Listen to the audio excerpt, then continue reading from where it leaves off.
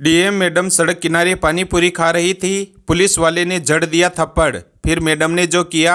शाम का समय था। सूरज की किरणें अब धीरे धीरे अपनी चमक हो रही थी और आकाश में हल्का सा गुलाबी रंग फैला हुआ था।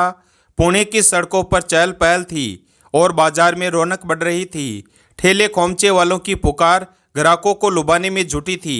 इसी भीड़ के बीच एक साधारण सी दिखने वाली महिला पानी पूरी के ठेले के पास खड़ी थी। उसने लाल सूती साड़ी पहन रखी थी और देखने में वह किसी आम घरेलू शादीशुदा महिला जैसी लग रही थी, जैसे बाजार में खरीदारी के लिए आई हो। मगर किसी को यह अंदाजा भी नहीं था कि यह कोई साधारण महिला नहीं बल्कि शहर की जिला अधिकारी डीएम थी। भेष बदलकर वह आम लोगों के बीच उनकी समस्याओं और तकलीफ़ों को समझने आई थी, बिना किसी तामझाम, बिना किसी पहचान के, बस एक आम नागरिक की तरह। मैडम ने पानी पूरी के ठेले के पास जाकर मुस्कुराते हुए कहा, भैया जरा तीखी वाली बनाना।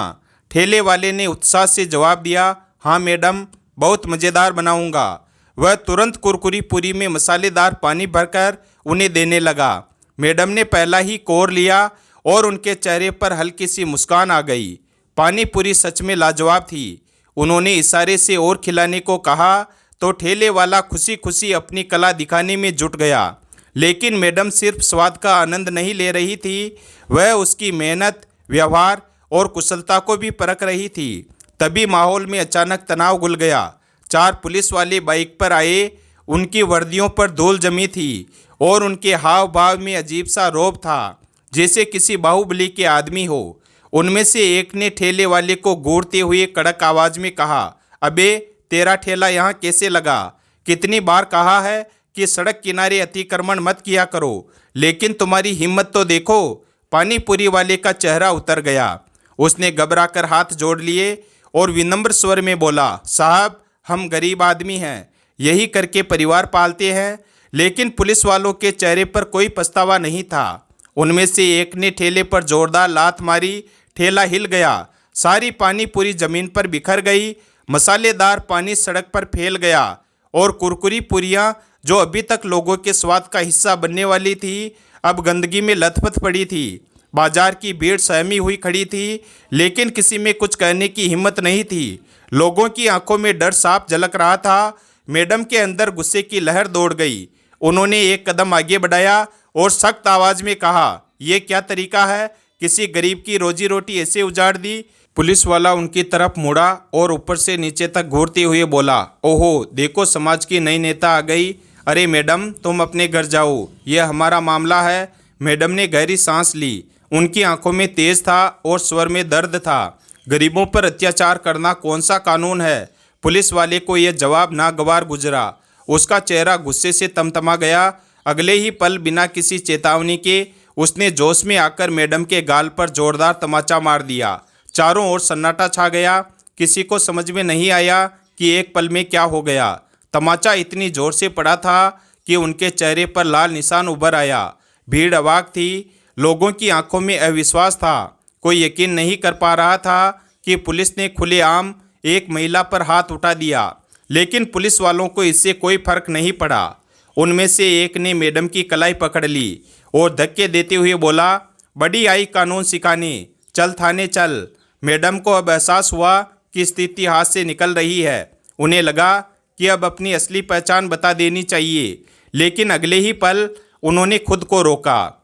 अगर मैं अभी सब बता दूंगी तो यह डरकर चुप हो जाएंगे, लेकिन मुझे देखना है कि आम जनता के साथ कैसा व्यवहार किया जाता है। मुझे यह नाटक और आगे बढ़ाना होगा। उन्होंने कोई विरोध नहीं किया। पुलिस वालों ने उनके हाथों में हथकड़ी डाल दी और ज़बरदस्ती घसीटते हुए जीप में बैठा लिया। रास्ते भर पुलिस वाले बेहुदा बातें करते रहे। अबे ये औरत बहुत तेज है, लगता है किसी बड़े घर की भागी हुई औरत है। हो सकता है किसी नेता के साथ भाग कर आई हो और अब हमें भाषण दे रही है। थाने में डालते हैं इसे, तब पता चलेगा असली मज़ा। मैडम ने उनकी बातें सुनी लेकिन कुछ नहीं बोली।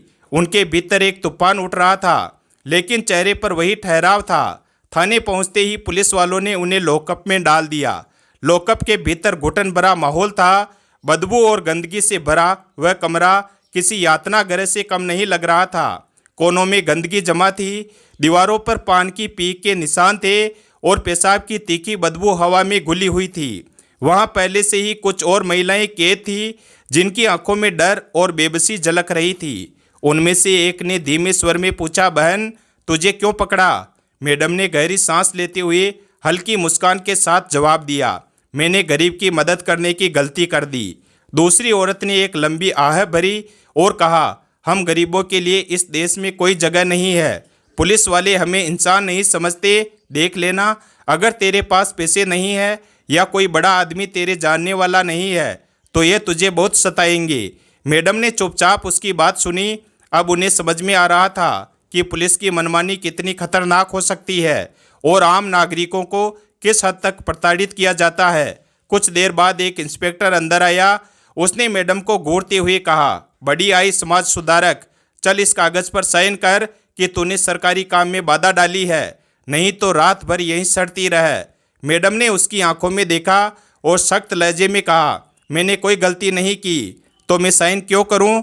इंस्पेक्टर ने टेबल पर जोर से हाथ मारा और घुर्राया, तेरी हिम्मत तो देख। अबे सिपाही, इसे अंदर ले जा और समझा इसे अच्छे से। मैडम गहरी सोच में थी। क्या अब समय आ गया था कि वह अपनी असली पहचान उजागर करे, या उन्हें अभी भी देखना चाहिए कि आम नागरिक के साथ पुलिस कितना अत्याचार कर सकती है। उन्होंने निश्चय किया, जब तक हालात हद से बाहर नहीं हो जाते वह अपनी पहचान छुपाए रखेंगी। कुछ देर बाद वही इंस्पेक्टर जिसने उन्हें घसीट कर लाया था 2 सिपाहियों के साथ लॉकअप में आया। उसने घूरते हुए कहा, अब भी अकड़ बाकी है, चल हाथ आगे कर और बयान पर साइन कर।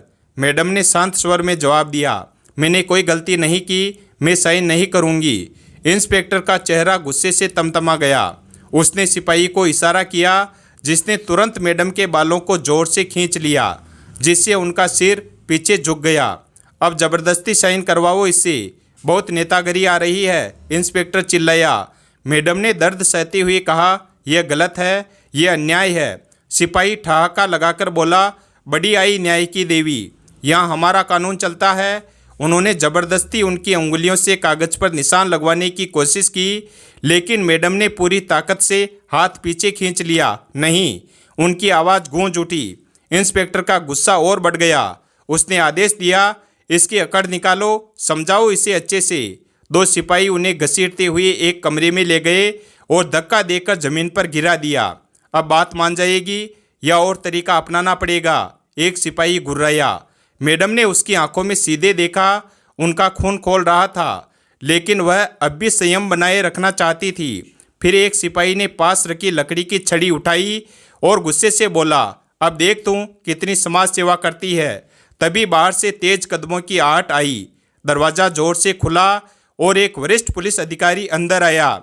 उसकी आवाज़ गूंजी, यहाँ क्या हो रहा है? इंस्पेक्टर हड़बड़ा गया और जल्दी से बोला, सर ये औरत बहुत बदतमीज है, कानून का उल्लंघन कर रही है और सरकारी काम में बाधा पहुंचा रही है। अफसर ने संदेह भरी नज़रों से उसे घूरा। अच्छा, और तुम लोग इस पर बल प्रयोग कर रहे हो?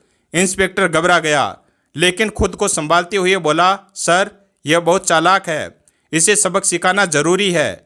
मैडम ने ऑफिसर की आंखों में सीधे देखा और सख्त लहजे में बोली, अगर आपको कानून की थोड़ी भी समझ है तो आप जानते होंगे कि बिना अपराध किसी महिला को प्रताड़ित करना गैर कानूनी है।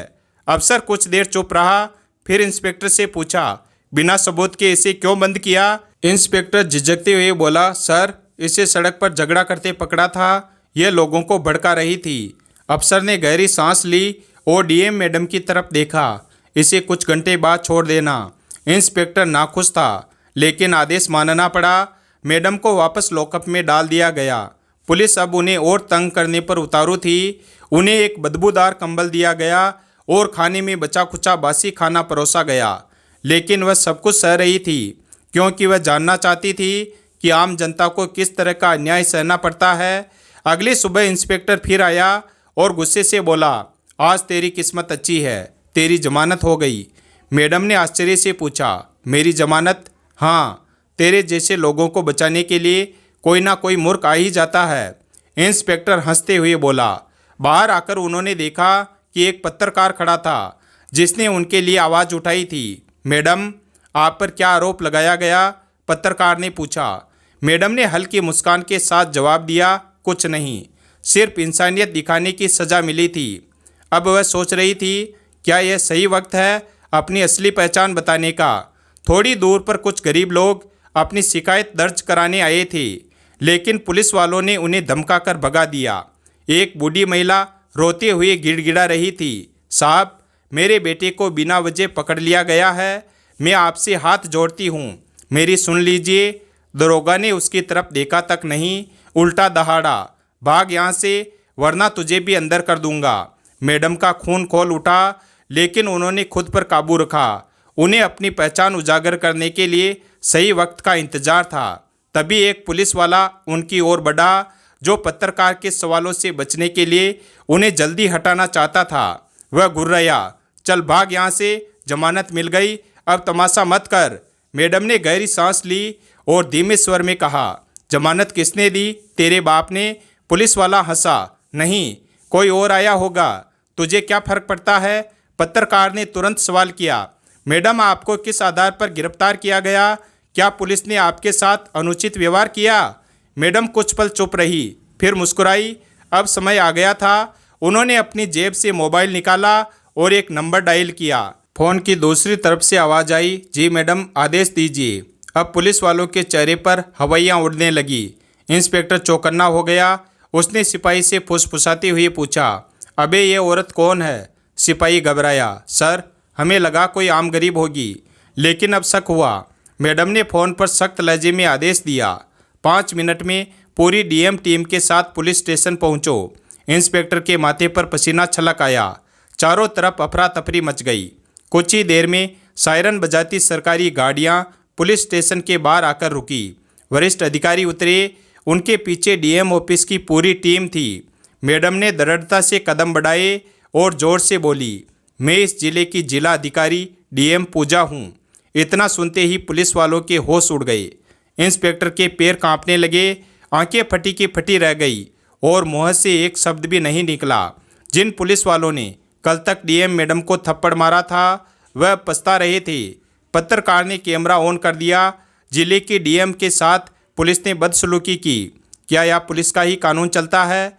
मैडम ने गहरी सांस ली और गरजते हुए बोली, आज मैंने अपनी आंखों से देखा कि आम आदमी को पुलिस स्टेशन में किस तरह टॉर्चर किया जाता है।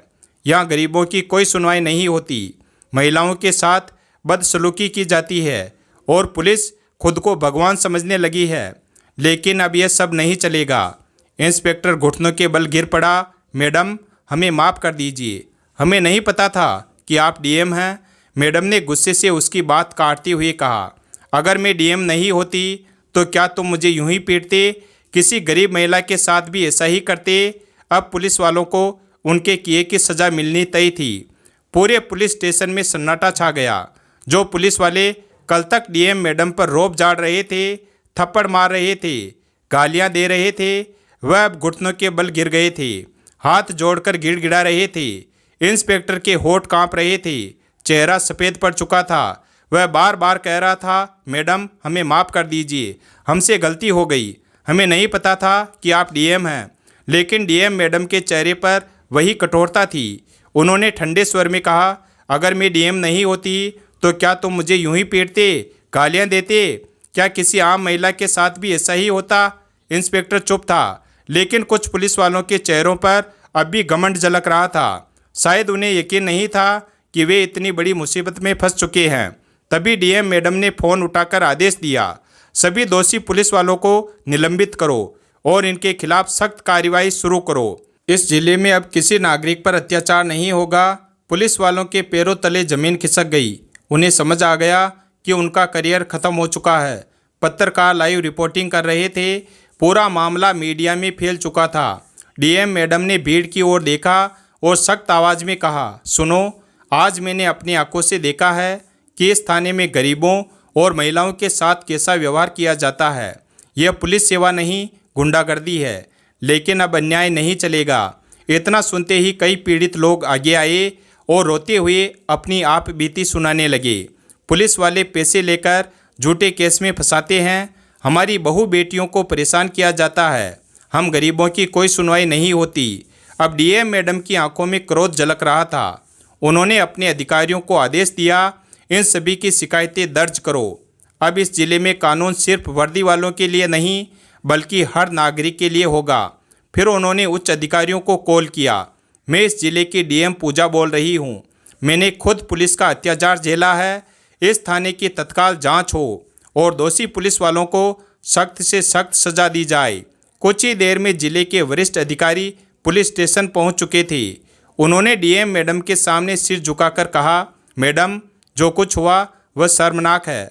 हम वादा करते हैं कि दोषियों को कड़ी से कड़ी सजा मिलेगी। पुलिस वालों के चेहरों पर अब पछतावे के अलावा कुछ नहीं था। आज पहली बार उनके अपने ही थाने में न्याय की गूंज उठी थी। डीएम मैडम ने गहरी सांस ली और सख्त स्वर में कहा, इस थाने में हर जगह सीसीटीवी कैमरे लगाए जाएंगे ताकि कोई भी बेवजह प्रताड़ित ना हो। मैं खुद इसकी नियमित जांच करूंगी।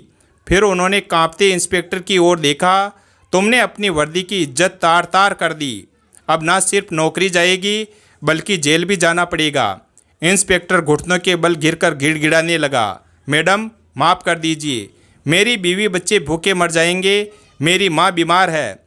लेकिन डीएम मैडम ने ठंडे स्वर में कहा, जब तुमने एक निर्दोष महिला को पीटा था तब तुम्हें अपने परिवार की याद आई थी। पूरे पुलिस स्टेशन में सन्नाटा छा गया। पहली बार कानून ने अपनी असली ताकत दिखाई थी। डीएम मैडम मीडिया की ओर मुड़ी। कोई भी कानून से ऊपर नहीं है। अगर पुलिस जनता की रक्षक बनेगी तो सम्मान पाएगी, लेकिन अगर वह अत्याचार करेगी तो उसे जवाब देना ही पड़ेगा। यह खबर आग की तरह चारों ओर फैल गई। सोशल मीडिया पर वीडियो वायरल हो चुका था। लोग डीएम मैडम की ईमानदारी की सराहना कर रहे थे। वहीं दोषी पुलिस वालों के खिलाफ कार्यवाही शुरू हो चुकी थी। अब जिले में बदलाव की लहर आ गई थी। भ्रष्ट पुलिसकर्मियों को निलंबित कर दिया गया और उनकी जगह ईमानदार अफसरों की भर्ती हुई। यह सिर्फ एक घटना नहीं थी बल्कि एक नई व्यवस्था की शुरुआत थी, जहां न्याय और ईमानदारी सर्वोपरि थी। कुछ दिनों बाद एक सुबह डीएम मैडम मीडिया के सामने आई और बुलंद आवाज में कहा, अब इस जिले में लोगों का पुलिस पर भरोसा बढ़ रहा है, लेकिन हमारी जिम्मेदारी सिर्फ कानून लागू करने तक सीमित नहीं है। हमें अपनी शक्ति का उपयोग जनता की भलाई के लिए करना होगा ताकि हर नागरिक को न्याय मिले और पुलिस उनकी रक्षक बने, ना कि उनका डर। उनके शब्दों ने पूरे जिले में नई उम्मीद जगा दी। अब लोग पुलिस से डरने के बजाय उनकी जवाबदेही तय करने लगे। उन्हें यकीन हो गया कि सच बोलने पर डीएम मैडम जैसी ईमानदार अधिकारी उनके साथ खड़ी रहेगी। दोषी पुलिस अधिकारी अब अपनी सजा भुगत रहे थे।